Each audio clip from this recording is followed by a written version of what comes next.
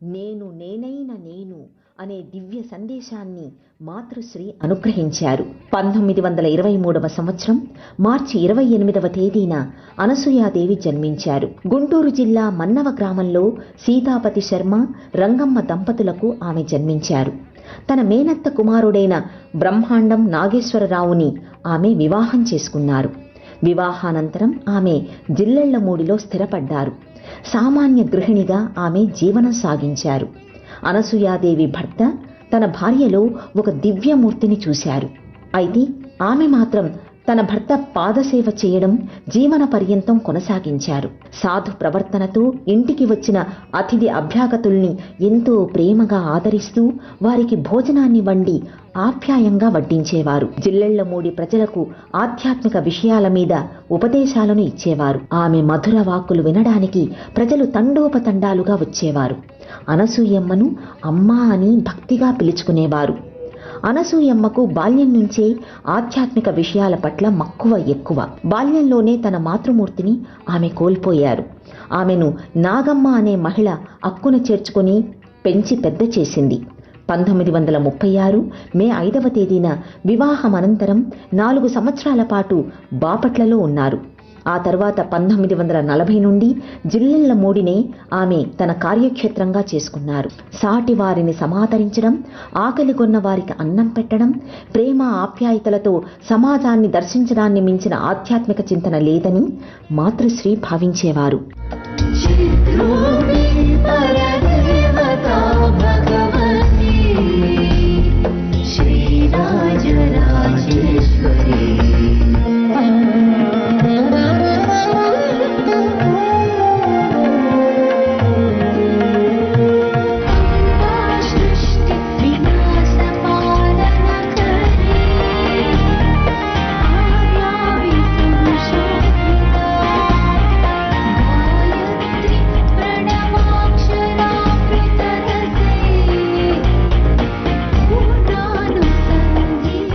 జిల్లెళ్లమూడి అమ్మ మాతృశ్రీ భావన పొందేందుకు ఏ శాస్త్రమూ చదవలేదు, ఏ సాధనలు చెయ్యలేదు. సహజాతి సహజమైన ప్రేమ ఆమె హృదయాంతరాళాల నుంచి పెల్లుబికింది. వరద గోదారి చుట్టుముడితే గంగమ్మ తన ముంగిటకు వచ్చిందని చీరే సారెలు, పసుపు కుంకుమలు ఇచ్చేవారు. నిండుగా బోండాలున్న కొబ్బరి చెట్టు కనిపిస్తే నిండు గర్భిణికి ఒడి నింపినట్టుగా కొబ్బరి చెట్టు మొదట్లో పసుపు రాసి పారాణి అలంకరించేవారు. మూగ జీవాలన్నీ తనతోటి జీవులేనని శునకాలకు, కోతులకు కడుపు నిండా ఆహారాన్ని అందించేవారు. పిల్లులు, కాకులు, చీమలు, మేకలు ఇలా ఒకటేమిటి అన్ని జీవరాశుల్ని సమాదరించే గుణం ఆమెది.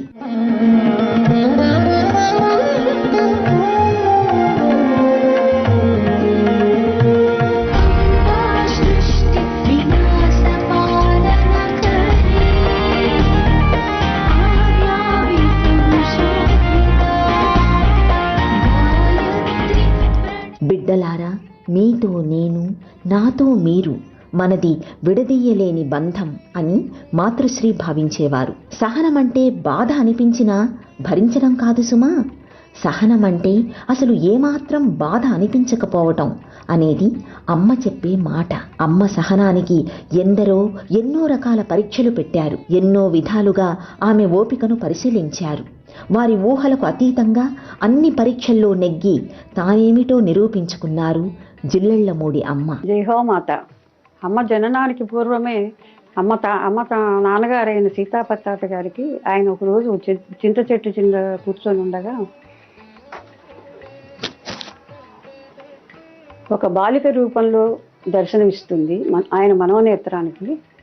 తర్వాత అట్లా చూస్తూ ఉండగానే చెన్నకేశ్వర స్వామిగా రాజ్యలక్ష్మి అమ్మవారుగా రూపాంతరం చెందుతుంది. అది చూస్తూ విస్మయమవుతూ ఉండగా ఒక బాలిక రూపం వచ్చి కనుమరుగైపోతుంది. ఆ తర్వాత మరో సంఘటన ఏంటంటే పెద్ద బొట్టు పెట్టుకొని పెద్ద ముత్తయ్యలాగా నట్టింట కూర్చొని కనపడుతుంది. ఎవరు నీవు అంటే అమ్మను అని చెప్తుంది. ఆ తర్వాత అమ్మ 1923 మార్చి 28న వారి కుటుంబంలో అవతారం ఎత్తింది. అప్పుడు కూడా మంత్రసానికి బొడ్డు కొయ్యటానికి వెళ్తే దారం ఎంత చుట్టినా కూడా దారం పొడుగైంది. చాకు త్రిశూలంలాగా కనపడుతుంది. అందులో బొడ్డు శంఖం వలె కనపడుతుంది. పద్మంలో ఒక సర్వాలంకార శోభితమైన ఒక స్త్రీమూర్తి దర్శనమిస్తుంది. ఆ దర్శనాన్ని ఆమె చూసి నాకేమైనా కళ్ళు తిరుగుతున్నాయేమో అనుకుంటుంది. ఆ టైంలో పద్మం కూడా రేకులు ఇచ్చుకొని గిరగిరా తిరుగుతూ ఉంటాయి. కాసేపటికి మళ్ళీ ఆ మామూలు బొడ్డు మామూలు మనిషి లేచి తిరిగి దర్శనం ఇస్తుంది. అమ్మ మొదటే దర్శనం ఇస్తుంది. అమ్మ జన్మస్థలం మన్నవలో ఇది జరిగింది, ఈ అవతరణ జరిగింది.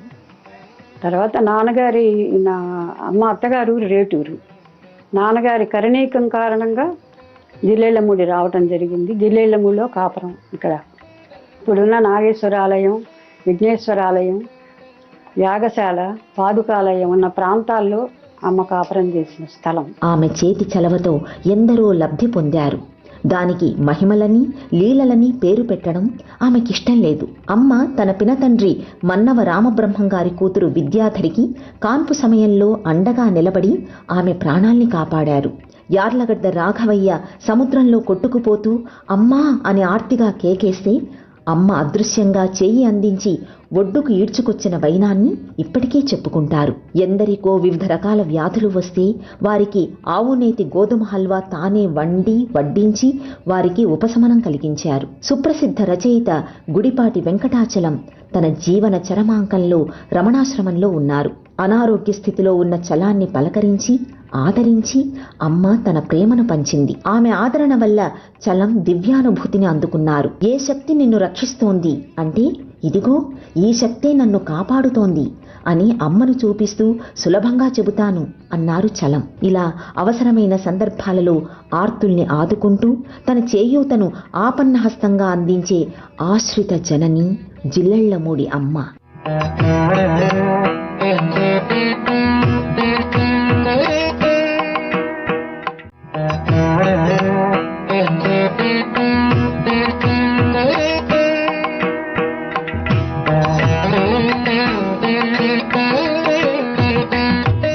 నరకాసురుడంటే నాకు ప్రత్యేకమైన ద్వేషం లేదు. అలాగని శ్రీకృష్ణుడన్నా నాకు విపరీతమైన ప్రేమ లేదు.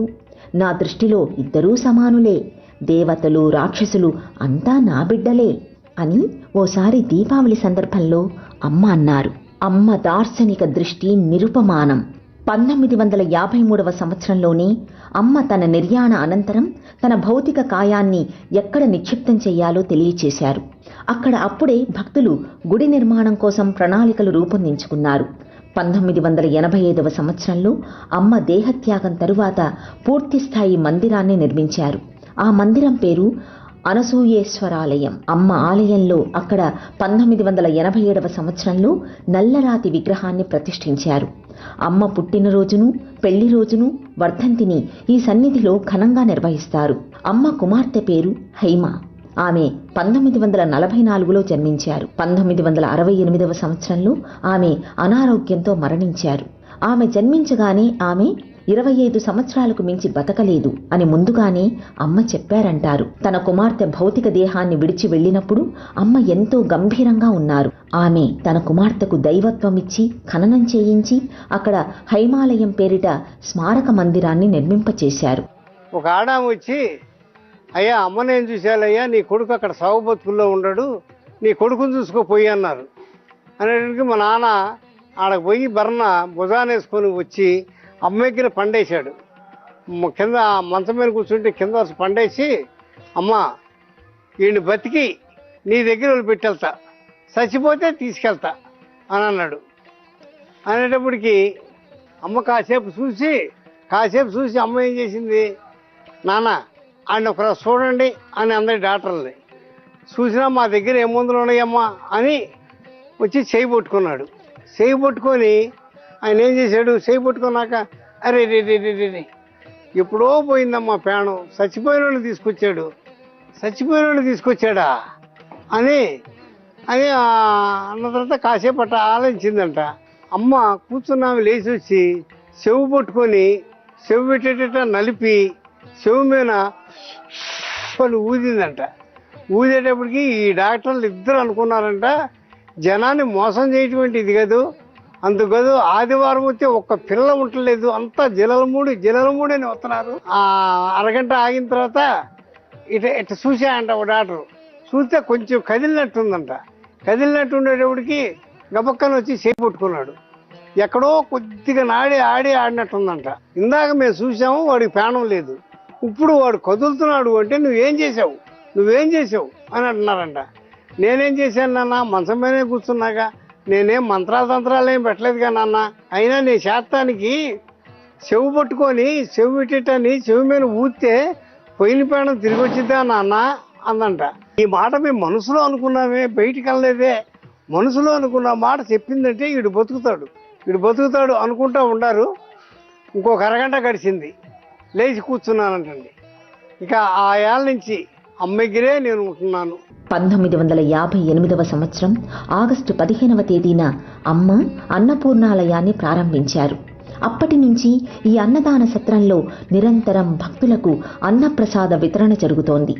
ఎలాంటి వర్ణ వర్గ విచక్షణ లేకుండా అందరికీ ఇక్కడ సహపంక్తి భోజనాల్ని ఏర్పాటు చేస్తారు. స్వపర భేదాలు లేకుండా అందరినీ ఆదరించి అక్కున చేర్చుకునే దివ్య సన్నిధి అమ్మ ఆశ్రమం.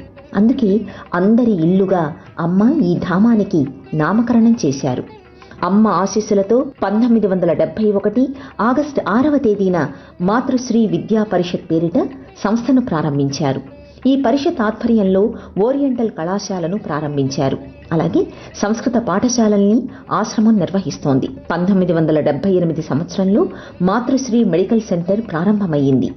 అమ్మ భౌతికంగా జీవించి ఉన్న కాలంలో ఎందరో ప్రముఖులు తరచూ జిల్లెళ్లమూడి ఆశ్రమాన్ని దర్శించేవారు, అమ్మ ఆశీస్సులు అందుకునేవారు. 1985 సంవత్సరం జూలై 12వ తేదీన తన 63వ ఏట అనురాగమై జిల్లెళ్లమూడి అమ్మ పరమపదాన్ని చేరుకునే వరకు ప్రత్యక్షంగా ఎందరికో ప్రేమామృతాన్ని పంచారు.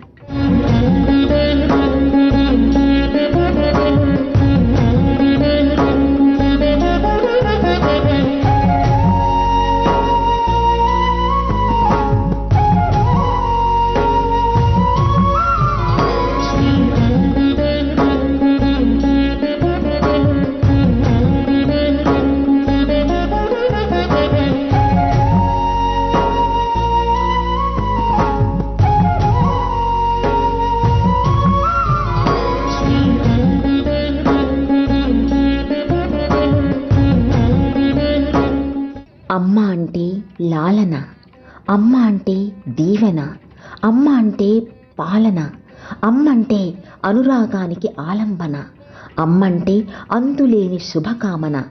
బిడ్డల విషయంలో అమ్మలందరూ ఇలాగే ఉంటారు. లోకంలో అమ్మలందరూ మాతృశక్తులే. వ్యక్తుల్ని కాదు, ఆ వ్యవస్థనే తన సంతానంగా దర్శించారు జిల్లెళ్లమూడి అమ్మ. సహజ సహనమైన మాతృత్వం, సర్వత్రా సృష్టి అంతా వ్యాపించిన మాతృత్వం, అందరికీ ఉత్తమ స్థితిని ప్రసాదించే మాతృత్వం. అలాంటి మాతృత్వానికి ప్రతిరూపం అమ్మ అని ఆమె భక్తులు భావిస్తారు.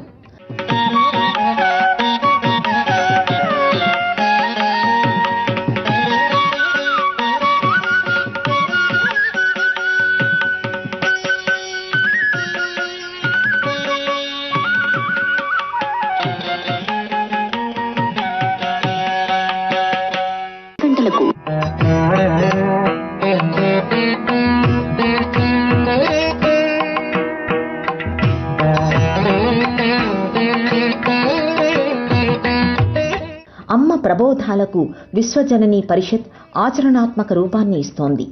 ఆ సంస్థ తరపున విద్యా వైద్యాలయాలు, హైమాలయం, ఆదరణాలయం వంటివెన్నో సమాజ సేవలో తమ వంతు పాత్ర పోషిస్తున్నాయి. నాది ప్రతిఫలాపేక్ష లేని దివ్య ప్రేమ అన్నారు అమ్మ. అమ్మతో ఇష్టగోష్ఠి మాట్లాడేవారు కూడా వారికి తెలియకుండానే గొప్ప మార్పుకు లోనయ్యేవారు. అమ్మదనమనేది శాస్త్రాలు చదివితే రాదని, సాధన చేస్తే రాదని, అది సహజయుతంగా రావాలని అమ్మ చెప్పేవారు. నా దృష్టిలో పిల్లలు కాని వారెవ్వరూ లేరు. నా తల్లికి కూడా నేను తల్లినే. బిడ్డలు బురద పూసుకుని వచ్చినా తల్లి దగ్గరకు తీసుకుని శుభ్రం చేస్తుంది. అమ్మ అంటే అంతే మరి. అందుకే అమ్మగా మీ దగ్గరకు వచ్చాను అని అనేవారు విశ్వజనని అమ్మ. ఆకలిగా ఉన్న బిడ్డకు అన్నం పెట్టడం కన్నా తల్లికి మరే ఇతర ముఖ్యమైన పని ఉండదు. అందుకే ఈ అన్నపూర్ణాలయం నుంచి వినిపించే ఘంటారావం నా గుండె చప్పుడులా ప్రతిధ్వనిస్తుంది అనేవారు మాతృశ్రీ జిల్లెళ్లమూడి అమ్మ. అమ్మగా ఖ్యాతిగాంచిన మాతృశ్రీ అనసూయేశ్వరి భక్తజన సులభంగా తన సందేశాన్ని వెల్లడించారు. పూర్వులు చెప్పనివి, కొత్తవి నేనేమీ చెప్పడం లేదు. గతంలో చెప్పిన మంచి మాటలే నేను మరోసారి మీకు గుర్తు చేస్తున్నాను అంతే అనేవారు అమ్మ. తపోలబ్ధేన దివ్యేన జ్ఞానాగ్నిమయ చక్షుష పశ్యామి త్వాం మహాదేవీం మాయామానుష విగ్రహం భావయామాద్య పూజ్యాం త్వాం అనంత ప్రేమవాహినీం ఆశ్చర్యకర వాత్సల్యాం అర్కగ్రామ నివాసినీం అంటూ అంబికా సాహస్రి పేరిట ప్రసాదరాయ కులపతిగా పూర్వాశ్రమంలో ఖ్యాతిగాంచిన ప్రస్తుత కుర్తాళ పీఠాధిపతి శ్రీ సిద్ధేశ్వరానంద భారతి జిల్లెళ్లమూడి అమ్మను కీర్తించారు.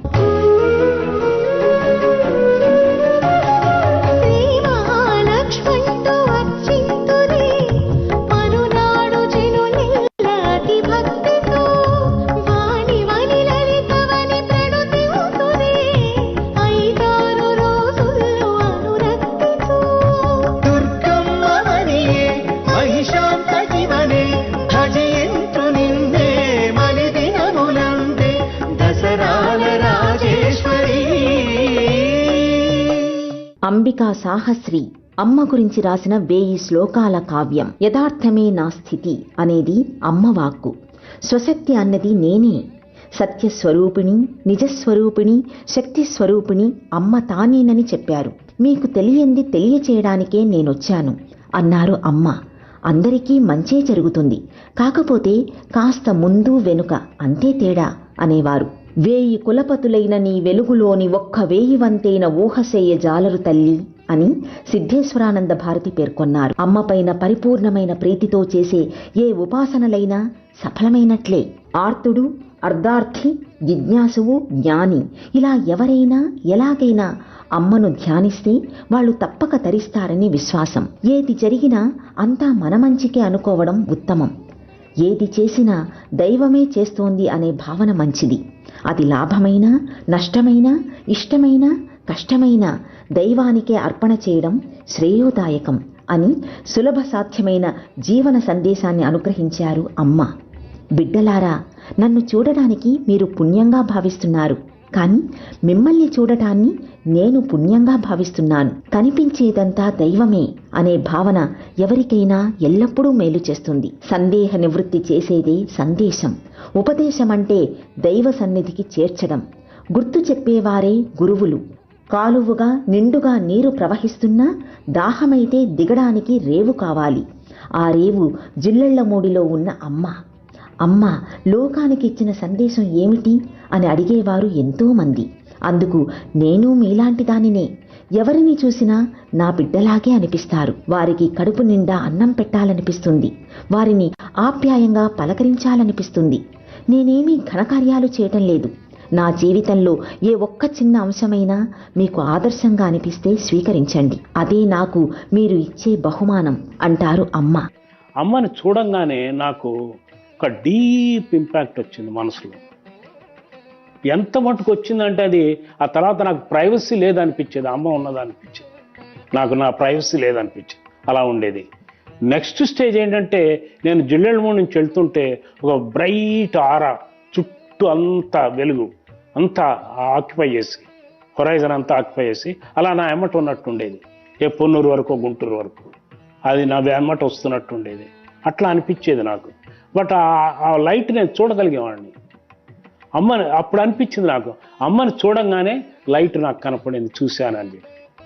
ఆ infinite light, infinite glory, infinite force, infinite consciousness that I was ushered into that అనిపించింది నాకు.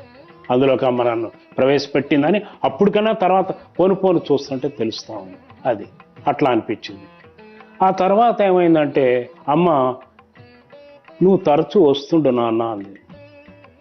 అప్పుడు నేను బ్యాంకులో చాలా ఇంపార్టెంట్ పొజిషన్లో ఉన్నాను. సెంట్రల్ ఆఫీస్తో డీల్ చేయటం, లీవ్ దొరకటం కూడా కష్టం. కానీ అమ్మ అన్నారు కదా, నేను ఏది అమ్మ చెప్పినా కాదనేవాడిని కాదు. Just I use to listen అంతే. నేను మాట్లాడేవాడిని కాదు through out.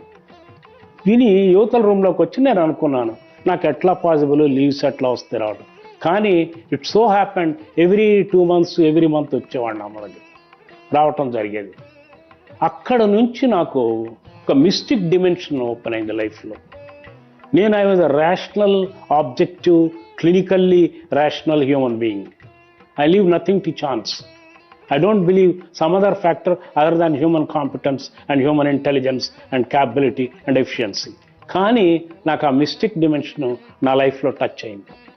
To the point that I have to accept it. There are higher force. It's not my competence, my intelligence, my efficiency.